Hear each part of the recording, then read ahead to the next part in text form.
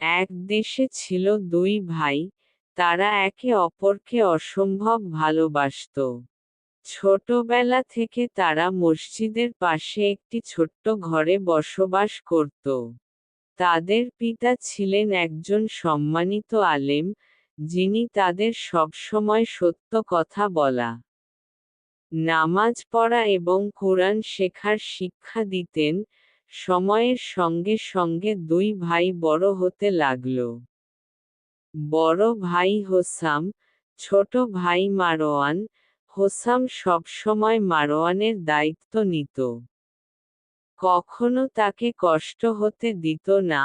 একদিন তাদের গ্রামে যুদ্ধ শুরু হয়ে গেল। আকাশে বোমার শব্দ ভেসে আসতে লাগল, মানুষ আতঙ্কে বাড়িঘর ছেড়ে পালাতে লাগল। হোসাম মারওয়ানের হাত শক্ত করে ধরে বলল, ভাই তুমি চিন্তা করো না, আমি আছি। তখন তারা মসজিদের দিকে দৌড়ে গেল, কারণ তারা জানত মসজিদ হলো আল্লাহর ঘর, যেখানে সবচেয়ে বেশি নিরাপদ। তারা মসজিদের ইমাম সাহেবের সঙ্গে মিলে দোয়া করতে লাগল, যেন আল্লাহ তাদের এবং সমস্ত মানুষের হেফাজত করেন।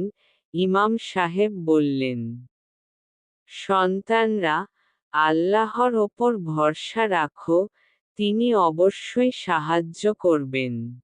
সেই রাত ছিল অত্যন্ত ভয়াবহ, চারদিক ধ্বংসের শব্দ, মানুষ আর্তনাদ করছে।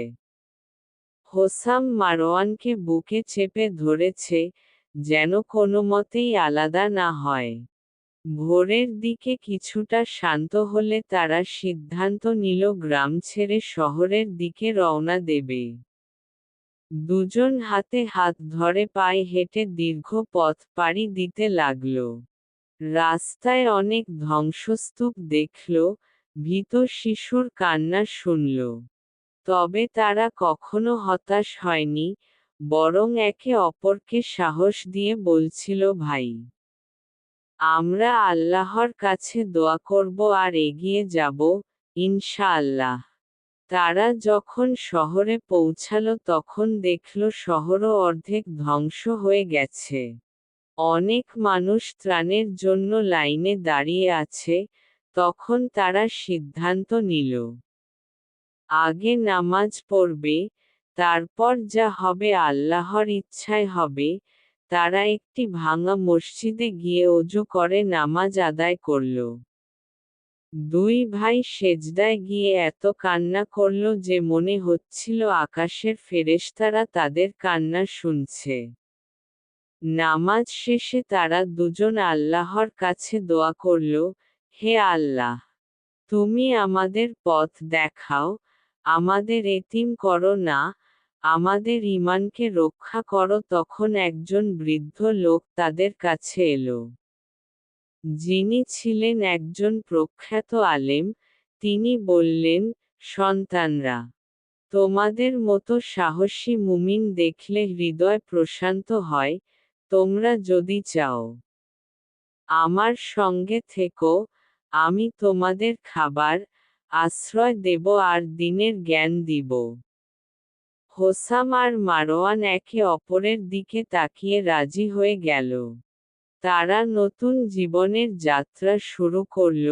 সেই বৃদ্ধ আলেমের সঙ্গে থাকাকালীন তারা কোরআনের তাফসীর, হাদিসের শিক্ষা, আদব শিষ্টাচার সবকিছু শিখতে লাগল।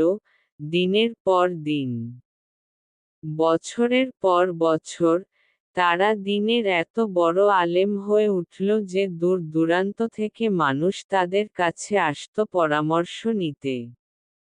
একদিন বৃদ্ধ আলেম বললেন, হোসাম মারওয়ান, এখন সময় এসেছে। তোমরা নিজেদের মিশন শুরু করো, পৃথিবীতে শান্তি এবং ঈমানের আলো ছড়িয়ে দাও। তখন দুই ভাই পৃথক হয়ে গেল।